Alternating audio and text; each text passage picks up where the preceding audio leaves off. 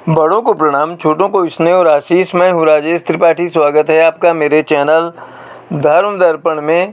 धर्म दर्पण में आज हम आपको श्री कृष्ण और उनके यदुवंश से जुड़ी कथा सुनाने जा रहे हैं। हमारी इस वीडियो का शीर्षक है, क्या किसी श्राप से हुआ श्री कृष्ण और यदुवंश का अंत। महाभारत का युद्ध 18 दिन चला। इस युद्ध में रक्तपात के अलावा और कुछ नहीं प्राप्त हुआ। इस युद्ध से, इस युद्ध में कौरवों के समस्त कुल का नाश हो गया। साथ ही पांचों पांडवों को छोड़कर पांडव कुल के अधिकांश लोग मारे गए। इस युद्ध के कारण युद्ध के पश्चात एक और वंश का विनाश हो गया। यह था श्री कृष्ण का यदुवंश। युद्ध के बाद श्री कृष्ण पांडवों के साथ गांधारी और धृतराष्ट्र के पास बेटे दुर्योधन की मौत पर शोक व्यक्त करने और क्षमा मांगने पहुँचे। उस वक्त गांधारी ने कृष्ण को श्राप दिया। महाभारत युद्ध की समाप्ति के बाद जब युधिष्ठिर का राजतिलक हो रहा था, तब कौरवों की माता गांधारी ने महाभारत युद्ध के लिए श्री कृष्ण को दोषी ठहराते हुए श्राप दिया। उन्होंने श्राप देते हुए कहा, जिस प्रकार कौरवों के वंश का नाश हुआ है, ठीक उसी प्रकार यदुवंश का भी नाश होगा। इसके बाद गांधारी ने कृष्ण को श्राप देते हुए कहा, यदि भगवान विष्णु के प्रति मेरी आस्था सच्ची रही है तो आज से ठीक 36 वर्ष बाद तुम भी इस धरती पर जीवित नहीं बचोगे और तुम्हारे यदुवंश का भी नाश हो जाएगा। वे भी आपस में लड़ मरेंगे। यह कहकर गांधारी श्री कृष्ण के चरणों में गिर गईं और रोने लगी। कृष्ण ने मुस्कुराते हुए गांधारी को उठाया और कहा, माता, आपके श्राप का प्रभाव एक दिन जरूर होगा, लेकिन यह सिर्फ मेरे प्रति आपकी सच्ची श्रद्धा की वजह से नहीं, बल्कि बदलते समय की वजह से होगा। कहते हैं कि गांधारी का यही श्राप यदुवंश के विनाश और भगवान श्री कृष्ण की मृत्यु का कारण बना। श्राप से विनाश काल आने के कारण श्री कृष्ण द्वारिका लौटकर यदुवंशियों को लेकर प्रभास क्षेत्र में आ गए थे। यहाँ यह बता दें कि गुजरात के काठियावाड़ क्षेत्र के बिरावल बंदरगाह का समुद्र तटीय क्षेत्र ही प्राचीन समय में प्रभास क्षेत्र कहलाता था। यदुवंशी अपने साथ अन्न भंडार भी ले आए थे। कृष्ण ने ब्राह्मणों को अन्नदान देकर यदुवंशियों को मृत्यु की प्रतीक्षा करने का आदेश दिया था। कुछ दिनों बाद महाभारत युद्ध की चर्चा करते हुए सात्विकी और कृतवर्मा में विवाद हो गया। सात्विकी ने गुस्से में आकर कृतवर्मा का सिर काट दिया। इससे उनमें आपसी युद्ध भड़क उठा और वे समूह में विभाजित होकर एक दूसरे का संहार करने लगे। इस लड़ाई में श्री कृष्ण के पुत्र प्रद्युम्न और मित्र सात्विकी समेत सभी यदुवंशी मारे गए थे। केवल बब्रू और दारुक ही बचे रह गए थे। यदुवंश के नाश के बाद कृष्ण ने ज्येष्ठ भाई बलराम समुद्र तट पर बैठ गए और एकाग्रचित्त होकर परमात्मा में लीन हो गए। इस प्रकार शेषनाग के अवतार बलराम जी ने देह त्यागी और स्वधाम लौट गए। बलराम जी के देह त्यागने के बाद जब एक दिन श्री कृष्ण जी पीपल के नीचे ध्यान की मुद्रा में बैठे हुए थे, तब उस क्षेत्र में एक जरा नामक बहेलिया आया। जरा एक शिकारी था और वो हिरण का शिकार करना चाहता था। जरा को दूर से हिरण के मुख के समान श्री कृष्ण का तलवा दिखाई दिया। बहेलिये ने बिना कोई विचार किए वहीं से एक तीर छोड़ दिया, जो श्री कृष्ण के तलवे में जाकर लगा। जब वो पास गया तो उसने देखा कि श्री कृष्ण के पैरों में उसने तीर मार दिया है। इसके बाद उसे बहुत पश्चाताप हुआ और वो क्षमा याचना करने लगा। तब श्री कृष्ण ने बहेलिये से कहा कि जरा तू डर मत, तूने मेरे मन का काम किया है। अब तू मेरी आज्ञा से स्वर्ग लोक प्राप्त करेगा। बहेलिये के जाने के बाद वहाँ श्री कृष्ण का सारथी दारुक पहुँच गया। दारुक को देखकर श्री कृष्ण ने कहा कि वह द्वारिका जाकर सभी को यह बताएं कि पूरा यदुवंश नष्ट हो चुका है और बलराम के साथ श्री कृष्ण भी स्वधाम लौट चुके हैं। अतः सभी लोग द्वारिका छोड़ दें, क्योंकि यह नगरी अब जल मग्न होने वाली है, जल में डूबने वाली है। मेरी माता, पिता और सभी प्रियजन इंद्रप्रस्थ को चले जाएं। यह संदेश लेकर दारुक वहाँ से चला गया। इसके बाद उस क्षेत्र में सभी देवता और स्वर्ग की अप्सराएं, यक्ष, किन्नर, गंधर्व आदि आए और उन्होंने श्री कृष्ण की आराधना की। आराधना के बाद श्री कृष्ण ने अपने नेत्र बंद कर लिए और वे सशरीर ही अपने धाम को लौट गए। श्रीमद् भागवत के अनुसार जब श्री कृष्ण और बलराम के स्वधाम गमन की सूचना इनके प्रियजनों तक पहुंची, तो उन्होंने भी इस दुख से प्राण त्याग दिए। देवकी, रोहिणी, वासुदेव, बलराम जी की पत्नियां श्री कृष्ण की पटरानियाँ आदि सभी ने शरीर त्याग दिए। इसके बाद अर्जुन ने यदुवंश के निमित्त निदान और श्राद्ध आदि संस्कार किए। इन संस्कारों के बाद यदुवंश के बचे खुचे लोगों को लेकर अर्जुन इंद्रप्रस्थ लौट आए। इसके बाद श्री कृष्ण के निवास स्थान को छोड़कर शेष द्वारिका समुद्र में डूब गई। श्री कृष्ण के स्वधाम लौटने की सूचना पाकर सभी पांडवों ने भी हिमालय की ओर यात्रा आरंभ कर दी थी। इसी यात्रा में ही एक एक करके पांडव भी शरीर का त्याग करते गए। अंत में युधिष्ठिर सशरीर स्वर्ग पहुँचे थे। ऐसा उल्लेख भी मिलता है कि प्रभु विष्णु ने त्रेता में राम के रूप में अवतार लेकर बाली को छुपकर तीर मारा था। कृष्णावतार के समय भगवान ने उसी बाली को जरा नामक बहेलिया बनाया और अपने लिए वैसी ही मृत्यु चुनी जैसी बाली को दी थी।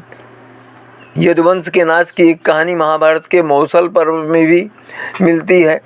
कथा के अनुसार महाभारत युद्ध के पश्चात जब 36वां वर्ष प्रारंभ हुआ तब द्वारका में कई अपशकुन दिखाई देने लगे। उसी समय एक दिन दुर्वासा ऋषि द्वारका पहुँचे। उधर जब वहाँ यादव कुल के नवयुवकों को पता चला कि दुर्वासा ऋषि द्वारका पधारे हैं तो उन्होंने उनके साथ मजाक करने की बात सोची, परिहास करने की बात सोची। फिर एक दिन यादव कुमार भगवान श्री कृष्ण के पुत्र सांब को स्त्री वेश में सजाकर उनके पास ले गए। उनको प्रणाम करते हुए कहा, हे ऋषि, ये स्त्री तेजस्वी बब्र की पत्नी है और बब्र के मन में पुत्र की बड़ी लालसा है। आप ऋषि हैं, अतः अच्छी तरह सोचकर इसके गर्भ से क्या उत्पन्न होगा हम सभी को बताने की कृपा करें। उन यादव कुमारों के ऐसा कहने के बाद ऋषि ध्यान करने लगे और कुछ क्षण पश्चात जब उन्हें पता चला कि ये कोई स्त्री नहीं बल्कि द्वारकाधीश श्री कृष्ण का पुत्र सांब है तो वे क्रोधित उठे और कहा, हे मूर्ख बालकों, तुम सभी ने हमें धोखा दिया। तुम लोगों ने हमारे साथ छल करने की चेष्टा की है। दुराचारी यादव कुमारों, तुम जिसे स्त्री बता रहे हो कोई स्त्री नहीं बल्कि भगवान श्री कृष्ण का पुत्र सांब है। तुम लोगों ने हमारा अपमान किया है, इसलिए श्री कृष्ण के इस पुत्र के गर्भ से एक भयंकर लोहे का मूसल उत्पन्न होगा जो यदुवंश के विनाश का कारण होगा। उसी से तुम सब लोग बलराम और श्री कृष्ण के सिवा अपने समस्त कुल का संहार कर डालोगे। ऐसा कहकर भगवान कृष्ण के पास गए और वहां पहुंचकर उन्होंने उनसे सारी बातें कह सुनाई। ये सब सुनकर भगवान कृष्ण ने महर्षि दुर्वासा से कहा, आपने जैसा कहा है वैसा ही होगा। इसके पश्चात दुर्वासा ऋषि अपने आश्रम चले गए। अगले दिन सवेरा होते ही जब सांब ने उस सांप जनित भयंकर मूसल को जन्म दिया तब यदुवंशियों ने उसे ले जाकर राजा उग्रसेन को दे दिया। उसे देखते ही राजा के मन में विषाद छा गया। उन्होंने उस मूसल को तोड़वाकर महीन चूर्ण करा दिया। फिर राजा की आज्ञा से उनके सेवकों ने उस लौह चूर्ण को पानी में फेंकवा दिया। उसके पश्चात उग्रसेन ने नगर में ये घोषणा कर दी कि आज से द्वारका में कोई भी नगरवासी मदिरा न तैयार करे। जो मनुष्य कहीं भी छिपकर कोई नशीली चीज पीने की वस्तु तैयार करेगा वो स्वयं अपराध करके जीते जी अपने भाई बंधुओं के सहित सूली पर चढ़ा दिया जाएगा। उसके बाद सब लोगों ने राजा के भय से ये नियम बना लिया कि आज से ना तो मदिरा बनाना है और न पीना है। इस प्रकार द्वारकावासी अपने ऊपर आने वाले संकट का निवारण करने के लिए भांति भांति के प्रयत्न करने लगे। लेकिन कहते हैं ना कि विधि के विधान को कोई नहीं टाल सकता। यही बात द्वारकावासियों के साथ भी हुई। भगवान श्री कृष्ण भी विधि के विधान को नहीं टाल सके। मूसल के जन्म के पश्चात द्वारका में प्रतिदिन तरह तरह के अपशकुन होने लगे। धीरे धीरे द्वारकावासी ब्राह्मणों, देवताओं और पितरों से भी द्वेष करने लगे। इतना ही नहीं, वे गुरुजनों का भी अपमान करने लगे। इस तरह काल का उलटफेर हुआ देख भगवान श्री कृष्ण ने सब लोगों से कहा, वीरों, महाभारत युद्ध के समय जैसा योग था वैसा ही योग आज भी है। ये हम सब लोगों के विनाश का सूचक है। बंधु बांधवों के मारे जाने पर पुत्र शोक से संतप्त हुई गांधारी देवी ने व्यथित होकर जो शाप दिया था उसके पूरा होने का समय आ गया है। फिर श्री कृष्ण ने यदुवंशियों को तीर्थ यात्रा के लिए आज्ञा दी। तत्पश्चात भगवान श्री कृष्ण के आदेश से द्वारकापुरी के सभी पुरुष प्रभास क्षेत्र में आकर निवास करने लगे। फिर प्रभास क्षेत्र में यादवों का मद्यपान आरंभ हुआ। श्री कृष्ण के सामने ही कृतवर्मा सहित सात्विकी, बब्रू आदि मद्यपान करने लगे। कुछ देर बाद पीते पीते सात्विकी उन्मत्त हो उठे और कृतवर्मा का उपहास तथा अपमान करते हुए बोले, कृतवर्मा, तेरे जैसा दूसरा कौन ऐसा क्षत्रिय होगा जो अपने ऊपर आघात न होते हुए भी रात में मुर्दों के समान अचेत पड़े हुए मनुष्यों की हत्या करेगा। खुद को महारथी कहने वाले तुम तो महाकायर निकले। सात्विकी के मुख से निकली इन अपमानजनक बातों का प्रद्युम्न ने भी समर्थन किया।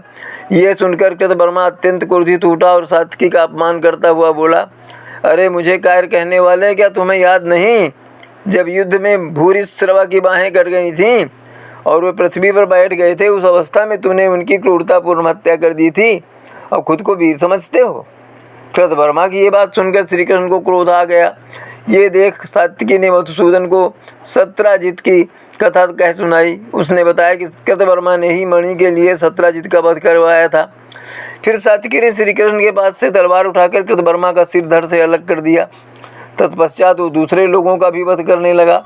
ये देख भगवान श्री कृष्ण ने उसे रोकने के लिए दौड़े।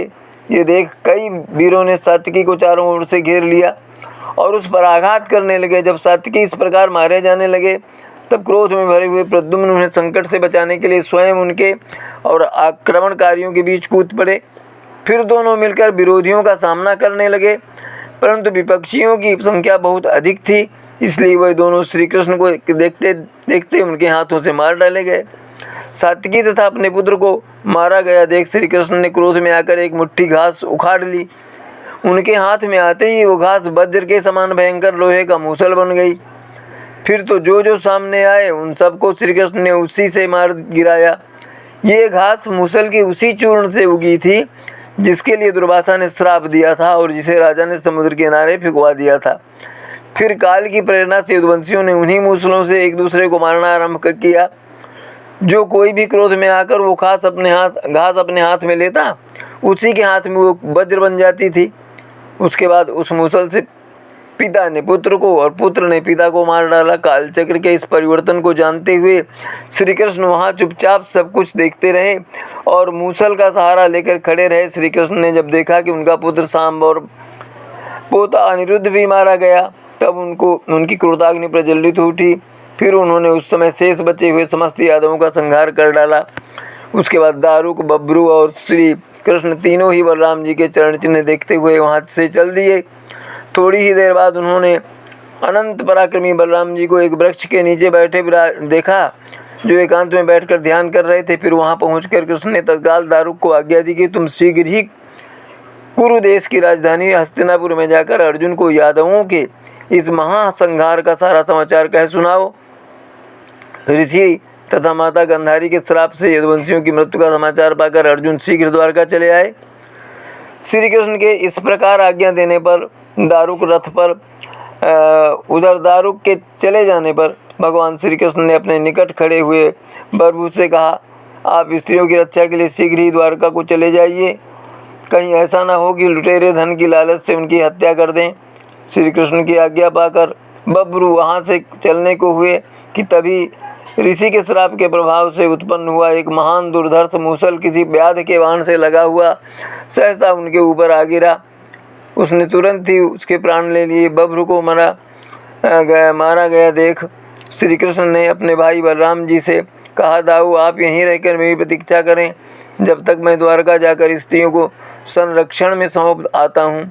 इतना कहकर श्री कृष्ण द्वारिका चले गए और वहाँ अपने पिता वासुदेव जी से बोले, तात आप अर्जुन के आगमन की प्रतीक्षा करते हुए हमारे कुल की समस्त स्त्रियों की रक्षा करें।